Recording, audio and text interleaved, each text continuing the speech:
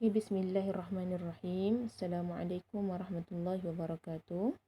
Hari ini Ustazah akan mulakan kelas kita dengan tajuk hadis kita akan belajar hadis ke 20. Okay, hadis ke 20. Jadi kenapa Ustazah ambil hadis ke 20? Sebab Ustazah memang nak habiskan bahagian belakang dulu. Nanti kita akan pergi ke depan balik. Hadis ke-20, tajuk hadis kita adalah tentang malu. Okey. Jadi, hadis ke-20 ni amat-amat penting untuk kamu semua faham dan amalkan dalam kehidupan sebab dia sangat-sangat memberi efek yang besar kepada hidup kamu sebagai seorang remaja untuk kamu jadi seorang orang dewasa yang insya-Allah lebih baik dan lebih tahu apa nilai kehidupan. Penting hadis ni. Okey. Jadi kita pergi ke hadis. Hadis tentang malu ni Ustazah akan bagi kepada kamu bahagian-bahagian supaya kamu tahu macam mana nak baca hadis ni. Okey, hadis ke-20 ni an Abi Mas'udin. Okey, sampai sini dulu. Macam tak best dia warna hitam, kita tukar warna merah lah. Okey. An Abi Mas'udin Uqbah bin Amr. Dia ni bukan Amru bin Amri bin Amr. Amru nama dia, tapi kat sini kalau kamu tengok dia Amrin kan. Bukan baca dia Amru bin Amri bin Amr Al-Ansari, bukan wal Ansari ya. Al-Ansari Al-Badri radhiyallahu anhu. Jadi baca dia an Abi Mas'ud Uqbah bin Amr Al-Ansari Al-Badri radhiyallahu anhu qala Rasulullah sallallahu alaihi wasallam. Okey, jadi ni adalah matan. Ini adalah matan hadis yang perlu kamu ingat. Yang tadi tu adalah siapa yang meriwayatkan lah. Okey, matan hadis dia inna mimma adrakan nasu. Inna mimma adrakan nasu min kalamin nubuwatil ula. Idza lam tastahyi fasna' ma syi'ta. Rawahul Bukhari.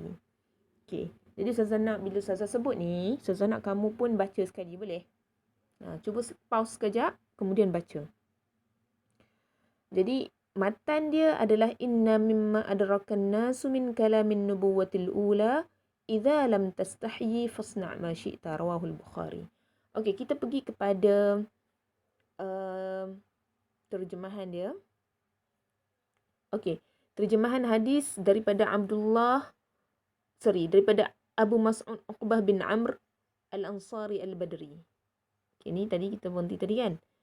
Abi Mas'ud ni dia punya kunyah. Uqbah bin Amr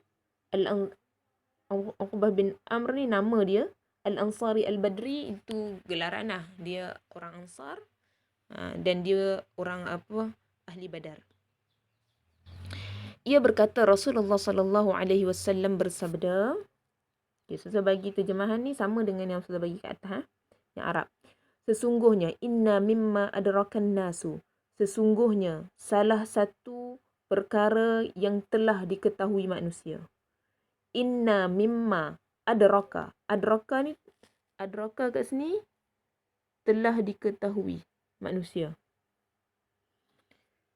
secara turun-temurun min kalamin nubuwatil ula. Secara turun-temurun lah, maksud dia orang tahu tu melalui apa? Melalui turun-temurun lah. Daripada Nabi kemudian turun sampai sekarang. Min kalamin nubuwatil ula, daripada kalimah kenabian yang terdahulu. Kita tengok nanti kita akan jelaskan kenapa ula ni diterjemah kepada terdahulu. Kalau ikut ula, terjemahan dia adalah yang terawal, betul tak?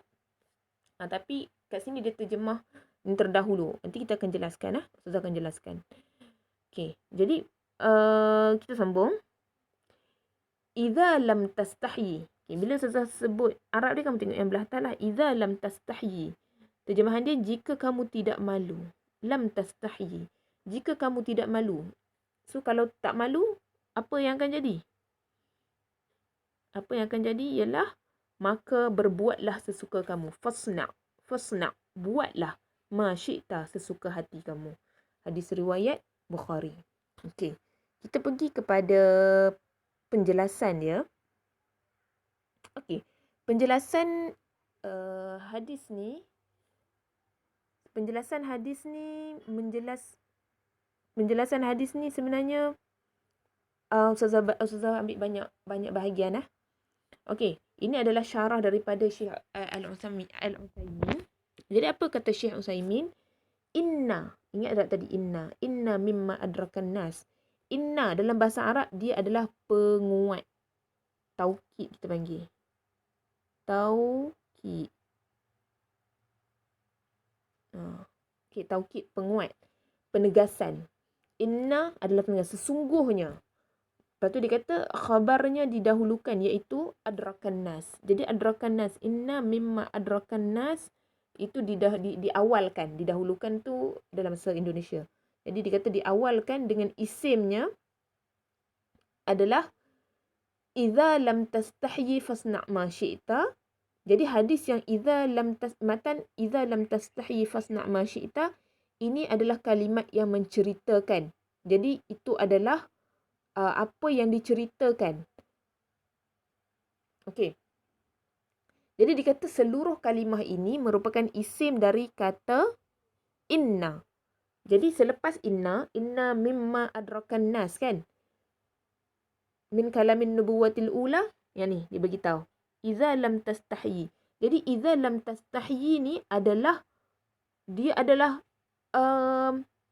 seluruh benda yang menceritakan. Dia adalah isim bagi inna.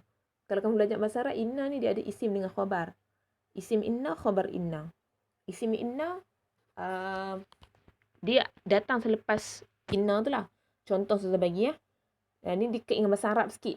Kalau kamu dah belajar inna wa akhwatuha ni, kamu akan faham Inna, selepas inna contoh saya kata, innal kitaba jadidun. Innal kitaba jadidun. Sesungguhnya buku itu dia baru. Okey. Jadi bila Ustazah sebut innal kitaba jadidun, kat situ inna adalah taukid, sama macam yang tadi ni. Al-kitaba dia akan jadi isim inna. Tu kamu nak kena faham dulu. Lepas tu jadidun dia akan jadi khabar kepada inna. Boleh faham Okey, tak apa, yang ni tak terlalu penting sangat. Ni pasal bahasa Arab je, nanti kamu belajar dalam kelas bahasa Arab. Cuma dia nak cerita lepas inna, apa yang berlaku selepas inna adalah idza lam tastahi fasna' ma syi'ta ni adalah isim. Tapi khabar dia dilewatkan. Tak apalah, ni teknikal sikit. Okey, kita sambung maksud. Kita nak pergi pada maksud. Jadi dia bagi kesimpulan terus Dia bagi kesimpulan, dia kata jadi kesimpulan dari susunan kalimat ini sesungguhnya di antara hal yang dikenal manusia. Okey, ni jadi kesimpulan kepada apa yang kita jelaskan tadi. Sesungguhnya di antara hal yang dikenal manusia dari ucapan para nabi terdahulu adalah perkataan ini. Okey. Kan tadi dia kata dia punya khabar dia dilewatkan. Isim dia dilewatkan. Jadi apa yang disebutkan setelah itulah. Ini teknikal sikit, tak apa. Yang ni tak masuk exam pun, jangan risau. Okey. Seterusnya, ni kita pergi sikit. Okey. Dia kata sabda beliau, Rasulullah SAW bersabda, inna mimma. Okey, kamu perasan tak dekat mimma ni? Ni dekat mimma ni, dia sebenarnya datang daripada perkataan min tambah ma. Okey, min tambah ma. Min tambah dengan ma jadi sama dengan mimma. Mimma. So mimma kat sini dia adalah min. Dia datang daripada perkataan min, menunjukkan sebahagian. Inna mimma, sesungguhnya sebahagian. Tu kamu belajar hadis pun kita jadi tahu dari sudut bahasa Arab. Artinya bahawa sebahagian yang diketahui manusia dari ucapan para nabi terdahulu adalah, jadi dijelaskanlah sesungguhnya sebahagian. Kemudian Nabi Rasulullah SAW bersabda lagi, an-nubuwatil ula. Okey, ni yang saya sebut tadi. Kalau tengok al-ula, kita belajar maksud dia yang paling awal, yang pertama. Itu bermaksud, tapi kat sini diterjemahkan terdahulu sebab dia kata mencakupi para nabi terdahulu secara mutlak. Dikatakan an-nubuwatul ula, nabi yang pertama, kerana dibandingkan dengan kenyataan bahawa beliau adalah nabi yang terakhir. Okey, jadi Nabi Muhammad sallallahu alaihi wasallam, nabi yang terakhir siapa? Nabi yang terakhir adalah Nabi Muhammad sallallahu alaihi wasallam. Bila nabi yang terakhir ni sebut nabi yang terawal, maksud dia adalah al-ula membawa maksud as-sabiqah. Jadi kenapa dia guna al-ula tu maksud dia as-sabiqah? Sebab yang menyebut tu adalah nabi yang paling akhir. Jadi macam kita katalah, macam contohnya mak ayah kamu kata, tok nenek awal dulu, awal kan. Kita guna bukannya yang betul-betul pertama, tapi dia nak bawa maksud yang dulu-dulu. Tok nenek dulu-dulu. Okey, jadi ni sebab kenapa kita terjemahkan kepada terdahulu bukan yang pertama. Walaupun perkataan dia adalah al-ula. Okey, ni secara teknikal lah yang Ustazah terangkan. Seterusnya kita tengok penjelasan apakah yang dikatakan dengan malu. Apakah yang Nabi SAW sebenarnya nak sampaikan dalam penjelasan ni. Okey. Okey, malu. Malu. Kita tengok matan dia, idza lam tastahyi fasna' ma syi'ta. Okey. Penting untuk kamu selalu ulang-ulang matan ni supaya kamu tahu, kamu ingat, masuk dalam hati dan amalkan. Matan dia dikata, jika engkau tidak malu maka berbuatlah sesuka hatimu. Okay, jadi perkataan yang Ustazah buat dalam kotak ni adalah perkataan siapa? Perkataan nabi-nabi terdahulu. Jadi Rasulullah sebut, idza lam tastahyi fasna' ma syi'ta ni adalah perkataan nabi-nabi dulu pun cakap benda yang sama. Tu maksud yang Rasulullah nak sampaikan. Jadi malu adalah satu ungkapan tentang sebuah reaksi. Apa itu malu? Okay, malu adalah sebuah reaksi. Tindakan yang terjadi pada diri seseorang ketika terjadi perbuatan buruk yang membuatnya tercoreng. Tercoreng ni rasa terhina lah. Atau akhlaknya tidak bagus ketika melakukan perkara tersebut. Lalu ia merasa risih. Risih ni maksudnya dia takut untuk orang tahu sesuatu benda tu, maka timbullah malu. Jadi malu ni bukanlah bermaksud kita tak mau bercakap kat depan, tu bukan malu. Yang tu pemalah. Kita tak mau membentang kat Ustazah, saya malu lah Ustazah nak bagi tahu tentang kebaikan diri saya. Tu bukan malu nama dia. Yang tu nama dia pemalah. Ataupun yang tu nama dia bajet bagus kot. Tak tahulah Ustazah apa istilah dia. Tapi malu, nak bagi tahu apa tastahyi yang Nabi sebut kat sini adalah berkenaan dengan seseorang yang buat benda jahat. Dia buat benda jahat ni. Dia buat benda jahat. Kemudian dia malu. Jadi orang yang malu ni sebenarnya orang yang buat benda jahat je. Dia terjemahan kita malu, tapi tastahyi dalam hadis ni adalah merujuk pada perbuatan jahat. Tapi kalau orang yang buat baik, dia malu tak? Dia tak malu. Dia tak malu. Bukan nak kata tak malu tu tak perlu malu, bukan. Ada keadaan malu yang boleh. Ada keadaan malu yang diperlukan. Tapi dalam konteks hadis ni, buat baik tak payah malu. Tak payah malu. Okey. Boleh faham Okey, jadi maksud tastahyi atau malu dalam hadis ni merujuk kepada apa yang kita bincangkan hari ini.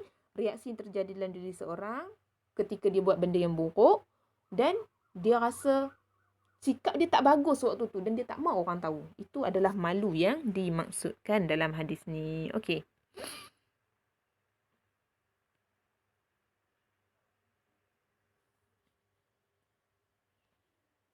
Sekejap. Aku duk cakap.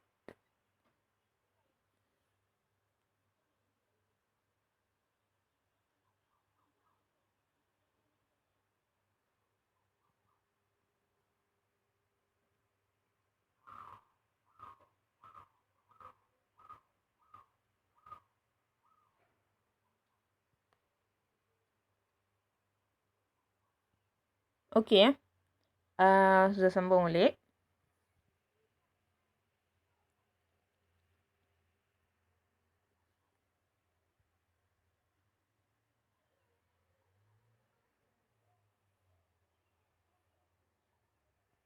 Okey, sudah sambung balik.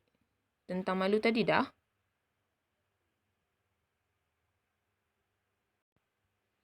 Okey, penting untuk bahagian ni. Bahagian ni dia nak jelaskan tentang bahagian ni dia nak jelaskan tentang sabda Rasulullah sallallahu alaihi wasallam, "Idza lam tastahyi", ada dua maksud. Okey. Idza lam tastahyi kat sini ada dua maksud.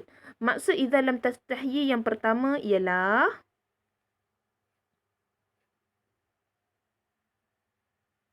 jika engkau tidak memiliki sifat malu, engkau akan melakukan apa pun sesuka hatimu. Itu maksud yang pertama. Jika engkau tidak memiliki sifat malu, engkau akan melakukan apa pun sesuka hatimu. Okay, jadi kat sini, fasna'. Kamu ingat tak tadi? Perkataan fasna'. Berbuatlah sesuka hatimu. Fasna'. Fasna' kat situ dia ada kata perintah, betul tak? Kata perintah tu dalam bahasa Arab fi'il amar. Fasna' fi'il amar. Dalam maksud yang pertama ni, dia nak jelaskan bahawa fasna' kat situ, dia memang fi'il amar. Tapi dia membawa maksud pemberitaan. Dia nak bagi tahu. Dia bukan nak suruh. Oh, kalau tak, contohnya saya kata macam ni. Oh, kalau tak malu, buatlah buat. Bukan nak suruh buat, tapi nak bagi tahu. Nak bagi tahu kata, kamu ni akan buat sesuka hati kamu. Boleh faham tak? Okey. Jadi dia kata kerana ia tidak memiliki sifat malu sehingga ia melakukan suatu tindakan baik yang merosak diri maupun yang ia tidak pedulikan. Okay, jadi yang pertama ni dia merujuk kepada pemberitahuan. Pemberitahuan. Okey, ni penting . Macam mana nak bagi kamu nampak sikit oren lah. Pemberitaan. Okey. Seterusnya, tukar balik warna merah. Seterusnya, yang kedua, maksud yang kedua. Jadi, bahagian idza lam tastahi fasna' ma syi'ta ni, dia ada dua maksud. Maksud yang pertama tadi selesai dah kita. Kemudian kita pergi pada maksud yang kedua. Maksud yang kedua ialah, jika perbuatannya tidak memalukan, maka lakukanlah dan jangan hiraukan siapa pun. Jadi, kat sini maksud dia berbeza tu. Idza lam tastahyi. Maksudnya, kalaulah perbuatan tu tidak memalukan. Kalau tidak perbuatan tu memalukan kamu. Itu maksud yang kedua. Kalau perbuatan tu tidak memalukan kamu, Nabi kata, lakukanlah. Yang ni, suruh. Ni suruh, Kalau yang tadi pemberitaan. Jadi lakukanlah. Maksud yang kedua lakukanlah. Maksud yang pertama pemberitaan, bagi tahu. Okay, jadi ada dua maksud kat sini. Jadi penjelasan dalam bahagian ni, dia kata pada kemungkinan makna pertama, rasa malu kembali kepada subjek. Subjek itu kita lah. Sedangkan makna yang kedua, kembali kepada perbuatan. Perbuatan. Ini subjek. Okay, jadi maksud yang pertama tadi, dia hadis ni merujuk kepada orang yang buat, kita. Maksud yang kedua pula, dia merujuk kepada perbuatan kita tu. Jadi seolah-olah Nabi kata, kalau perbuatan kamu tu tak memalukan, kamu buat je. Macam tu maksud dia. Sehingga maknanya adalah, makna keseluruhan tu adalah, jangan engkau tinggalkan suatu perbuatan pun yang tidak menyebabkan engkau rasa malu. Sekali lagi Tinggalkan suatu perbuatan pun yang tidak menyebabkan engkau merasa malu. Okey. Jadi, apa yang Nabi nak jelaskan dalam hadis ni pada bahagian fasna' ma syi'ta ialah, Ini fasna ma syi'ta. Fasna ma syi'ta kat sini Nabi nak kata ni fasna ma syi'ta, yakin, kalau kamu yakin lakukanlah. Untuk makna kedua, perintah di sini menunjukkan kebolehan, iaitu artinya jika perbuatan itu termasuk sesuatu yang tidak memalukan maka tidak mengapa dilakukan. Dan untuk makna yang pertama, perintah di sini menunjukkan celaan. Artinya jika engkau tidak memiliki sifat malu, engkau akan melakukan apa pun sekehendakmu. Jadi ini adalah kesimpulan bagi kedua-dua bahagian tadi ya. Maksud dua-dua tadi. Kamu boleh tengok balik, baca betul-betul balik apa yang dimaksudkan. Satu, boleh. Ini yang pertama.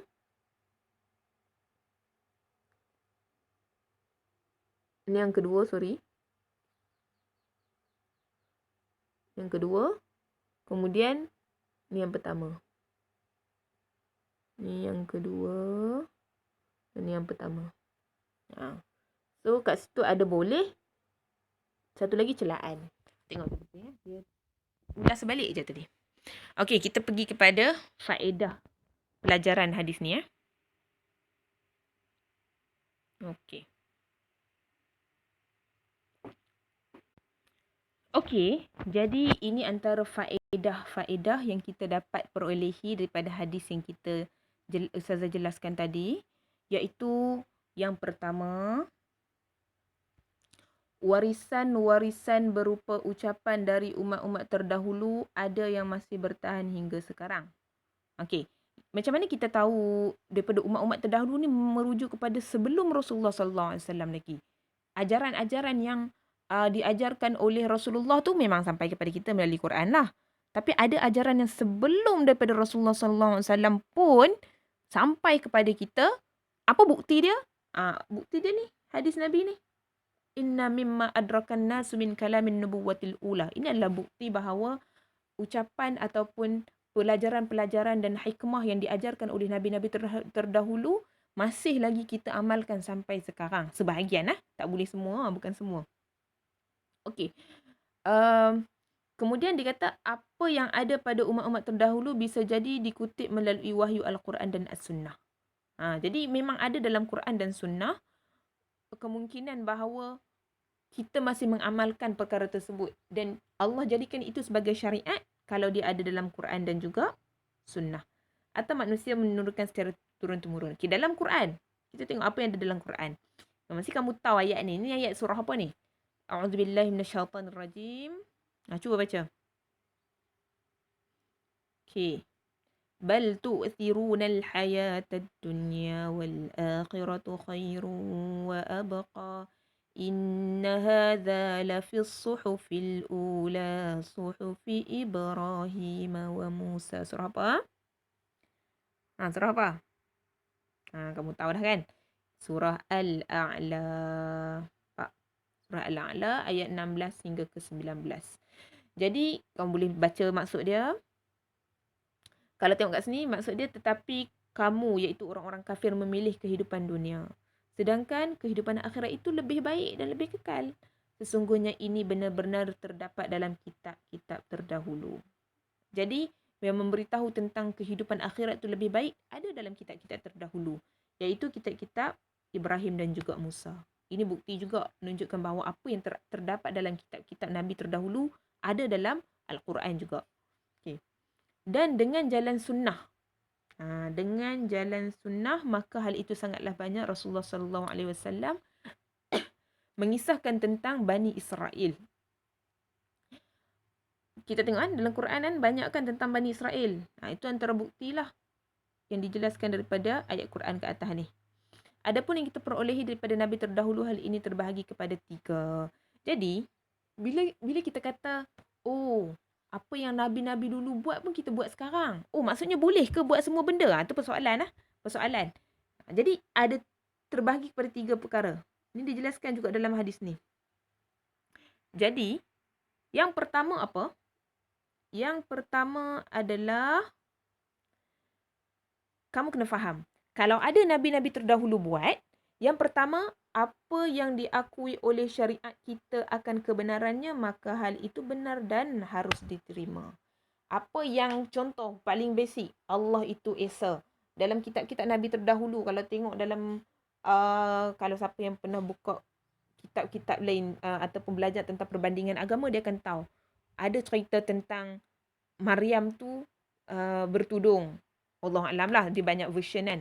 Tapi apa sahaja yang ada dalam kitab-kitab lain, dia mesti sama dengan Quran baru boleh dilaksanakan. Tu penting.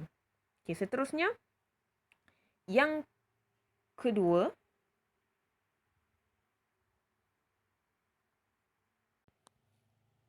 Okay, yang kedua. Tengok kat sini ya. Yang kedua, kalau syariat tu maksudnya Islam yang difahami melalui Quran. Kalau syariat kita menyatakannya batil, kalau syariat dalam Quran menyatakan batil, maka hal ini batil dan harus ditolak. Jadi kalau ada dalam zaman Nabi-Nabi terdahulu nak bertaubat, kena bunuh diri. Kita tengok dulu dalam Quran macam mana. Nak bertaubat kena bunuh diri ke? Kalau tak ada dalam Quran bertaubat bunuh diri, tak boleh laksanakan. Walaupun itu adalah syariat terdahulu. Okay, seterusnya yang ketiga, dalam syariat-syariat terdahulu, kalau syariat kita tidak membenarkannya dan tidak pula menganggapnya batil, maka hal ini harus dibiarkan. Okay. Jadi ini adalah cara yang paling adil. Sungguh pun demikian, seseorang dibolehkan menyampaikannya dalam ceramah-ceramah selama dirinya tidak khawatir para hadirin menganggapnya benar. Okay, maksudnya yang ketiga ni, kalau dalam syariat tidak membenarkan dan tidak pula menganggapnya batil, tak kata betul dan tak kata salah, kita boleh biarkan benda tu. Kita tak perlu kata haram dan kita pula tak perlu kata benda tu betul. Contohnya kisah-kisah lah. Kisah-kisah. Ada kisah ni panjang. Ustazah tak mau cerita lah kisah ni. Antara yang kita ketahui bahawa ia adalah salah mati adalah apa dikisahkan tentang Nabi Daud. Panjang cerita ni, sangat panjang. Nanti Ustazah takut tak masuk kepada isi hadis ni. Jadi secara umumnya macam tu je lah. Ustazah tak mau cerita yang bawah ni. Kita abaikan yang bawah ni. Secara umumnya macam tu je. Contoh-contoh nanti kemudian kita akan bincangkan. Okey, sekarang kita pergi kepada faedah yang kedua. Tadi tu Ustazah cerita pasal faedah yang pertama. Warisan yang berupa ucapan daripada umat-umat terdahulu ada yang masih bertahan sehingga sekarang. Jadi apa pula pengajaran yang kedua yang kamu boleh dapatkan? Pengajaran kedua adalah kalimat idza lam tastahi fasna' ma syi'ta didapat daripada umat-umat sebelumnya kerana ini adalah kalimat yang mengarah kepada sebaik-baik akhlak. Nampak? Akhlak tu yang penting. Sebaik-baik akhlak. Okey. Jadi ini adalah perkara yang sangat penting. Akhlak ni untuk pengetahuan kamu dan Ustazah rasa kamu pun dah tahu. Untuk peringatan kepada kamu dan juga kepada Ustazah juga. Akhlak adalah satu benda yang sama dalam semua agama. Ada tak, Ustazah tanyalah, ada tak dalam agama lain yang benarkan untuk menderhaka kepada mak ayah? Tak ada. Dalam agama mana pun mesti suruh kita ni taat kepada mak ayah. Ada tak dalam agama mana, bagi tahu Ustazah, yang benarkan kita menegur orang dengan perkataan yang kasar? Ada tak? Tak ada. Dalam agama apa pun akhlak adalah sama. Jadi idza lam tastahi fasna' ma syi'ta ni antara akhlak terbaik yang disampaikan daripada umat-umat terdahulu untuk kita bawa sampai sekarang. Jadi hati-hati kalau perasaan malu kita tu dah tak ada. Malu buat keburukan tadi tu. Itu adalah pengajaran yang kedua daripada hadis ni. Seterusnya kita masuk kepada pengajaran yang ketiga. Pujian terhadap sifat malu.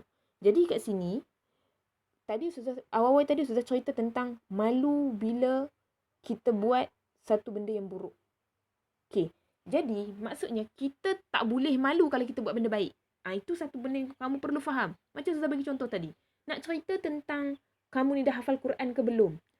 Contoh ada orang tanya, hafal Quran berapa juzuk? Malulah nak bagi tahu. Tak mau riak. Itu salah. Itu adalah perbuatan yang salah. Sebab riak tu ibadah hati. Bukan riak tu ibadah mulut. Habis tu, kita tak boleh solat depan orang ramai. Tak. Kita boleh solat. Tapi riak adalah ibadah hati.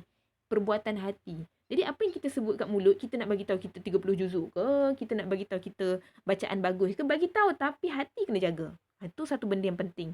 Jadi poin yang ketiga ni, pujian terhadap sifat malu. Okay, malu ni penting kalau kita buat benda yang buruk. Contohnya sekarang ni zaman orang main TikTok kan. Saya pun tak tahu sangat TikTok tu apa, tapi saya tahulah dia punya apps tu macam mana.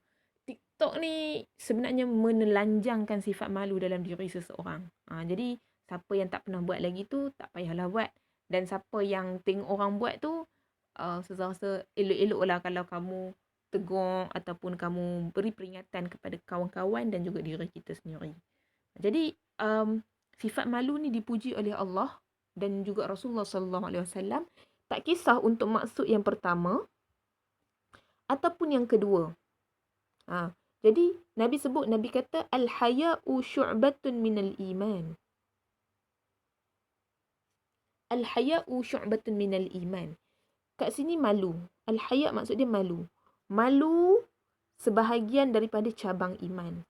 Jadi malu untuk kita berbuat, kita rasa takut. Kita tengok takrif malu yang Ustazah bagi awal-awal tadi. Malu bila rasa takut terhadap perbuatan maksiat. Itu perlu ada dalam diri kita. Kalau orang yang tak malu ni, dia sampai ke satu tahap, dia dah tak kisah dah. Dia nak buat apa pun dia dah tak kisah dah. Itu bahaya. Jadi kata kat sini, malu ada dua macam, ada dua jenis. Okey. Malu ada dua jenis, iaitu berkaitan dengan yang pertama, hubungan dengan hak Allah. Dan yang kedua, malu berkaitan dengan hubungan dengan hak manusia. Adapun hubungan dengan hak Allah, maka engkau harus malu kepada Allah. So kita kena malu kepada Allah. Itu adalah part yang paling penting. Allah menyaksikanmu ketika engkau sedang melanggar larangannya. Kalau kita buat satu benda yang Allah larang, walaupun manusia tak nampak, lepas tu kita tak laksanakan perintah Allah, tak solat dan sebagainya, solat lambat ataupun lalai, kita kena malu pada Allah. Ni yang pertama. Kemudian, malu berkaitan dengan hak manusia, maka caranya engkau menahan diri dari setiap tindakan yang menyelisihi kesopanan dan budi pekerti yang baik. Banyaklah benda yang berkaitan dengan budi pekerti yang baik ni. Benda paling mudah sebenarnya kehidupan seharian kita. Dia bagi contoh kat sini. Contoh yang dia bagi ni, misalnya dalam majlis ilmu, jika seseorang yang ada di barisan pertama melunjurkan, dia duduk dekat depan syekh, dekat depan ustazah, tiba-tiba dia pergi angkat kaki. Melunjurkan kaki, maka orang ini dianggap tidak memiliki malu kerana ia menyelisihi kesopanan. Okey, ni contohlah dia bagi satu. Jadi situasi-situasi yang bila ustazah tegur, kawan-kawan tegur, kita kena rasa malu. Contohnya ustazah kata, jangan makan dalam kelas. Ustazah dah bagi tahu benda tu tak boleh sebagai contoh. Jadi kamu kena ada rasa malu. Kalau tak, alah ustazah saya tak asal apa-apa pun, so saya buat je lah. Itu takut hilang sifat malu dalam diri kita. Itu berkaitan dengan yang kedua. Sama juga dengan kawan-kawan. Itu berkaitan dengan hak manusia lah. Okey. Seterusnya. Ini adalah berkaitan dengan macam mana kita nak dapat sifat malu tu. Sifat malu tu main mana sebenarnya? Macam mana kita nak merealisasikan sifat malu dalam diri kita? Malu. Allah. Malu.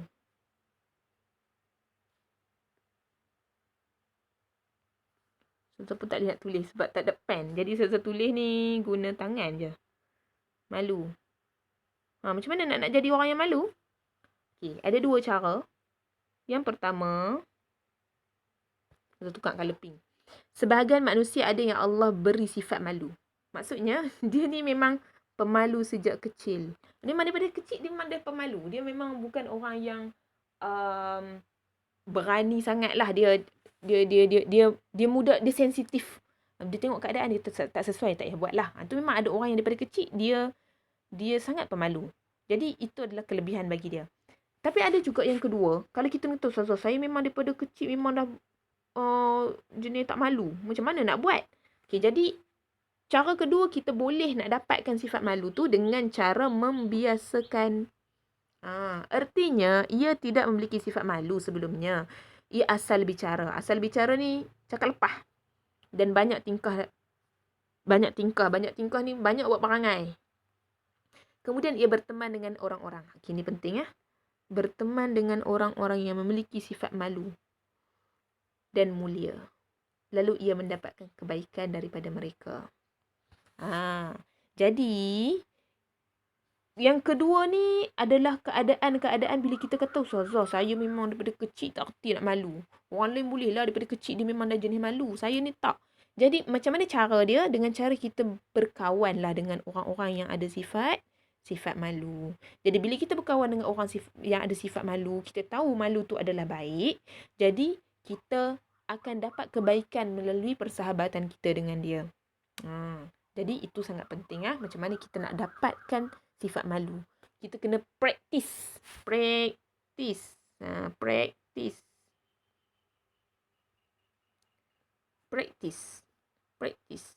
Kena aplikasikan, kena buat. Itu penting. Seterusnya, kita pergi kepada penjelasan yang keempat. Ataupun, saya kata ni lah, dia punya pengajaran yang keempat. Okey, pengajaran yang keempat ni bahawa di antara moral seseorang yang tidak memiliki malu, ia akan melakukan. Seseorang yang tidak memiliki sifat malu, dia akan melakukan apa pun yang diinginkannya tanpa peduli. Bahaya tau benda macam ni. Jadi, ada orang yang tanpa rasa malu berbuat sesuatu yang memalukan sehingga anda mendapati orang-orang membicarakannya. Fulan tidak punya malu, dia telah melakukan ini dan ini. Jadi, bahaya bila kita tak ada rasa malu sebab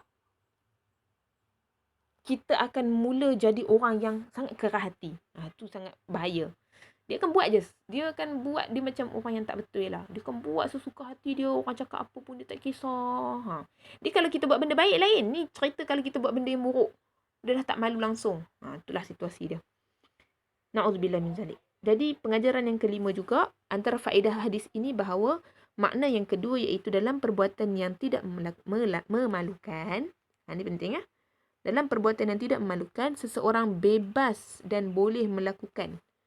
Kerana sabda Rasulullah, "Idza lam tastahi fasna' ma syi'ta", bermakna jika perbuatan itu tidak menyebabkan rasa malu, maka lakukanlah dan jangan peduli.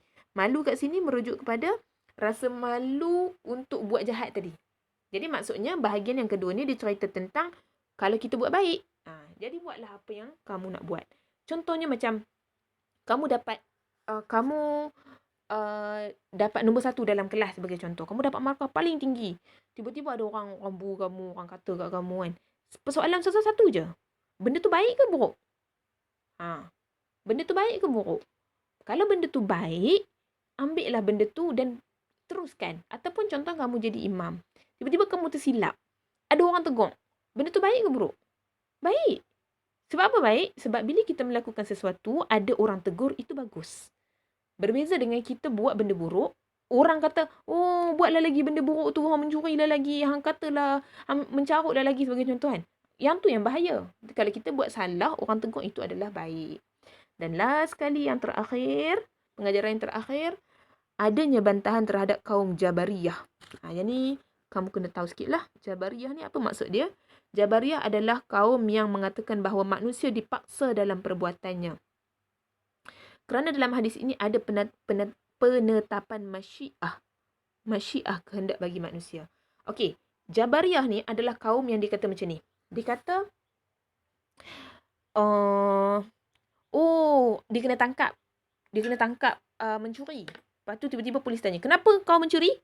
Dia kata, cik polis, abang polis, saya ni memang dah ditetapkan menjadi pencuri. Nak buat macam mana? Saya lahir daripada keluarga pencuri. Mak saya pencuri. Ayah saya pencuri.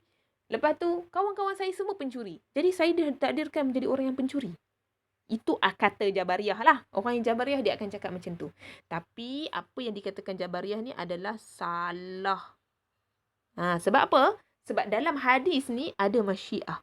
Apa maksud masyiah? Masyiah kat sini ada kehendak. Kalau kamu tengok matan hadis, kamu tengok balik matan hadis. Idza lam tastahi. Nabi kata, kalau kamu tak ada rasa malu, fasna' ma syi'ta. Buatlah apa yang kamu suka. Maksudnya, idza, kalau. Jadi, bila kalau, dia ada kehendak. Kalau kamu malu, janganlah buat. Kalau kamu akan malu, benda tu akan memalukan kamu, jangan buat. Jadi ada masyiah, kehendak. Kita nak buat ke tak mau buat. Itu pengajaran yang ke-6 dalam hadis ke-20. Mudah-mudahan kamu dapat manfaat dan Ustazah harap lepas kamu dengar apa yang Ustazah terangkan ni, kamu cuba muhasabah diri. Kamu duduk dalam kategori yang malu buat jahat ataupun malu buat baik. Wallahu a'lam. Assalamualaikum warahmatullahi wabarakatuh.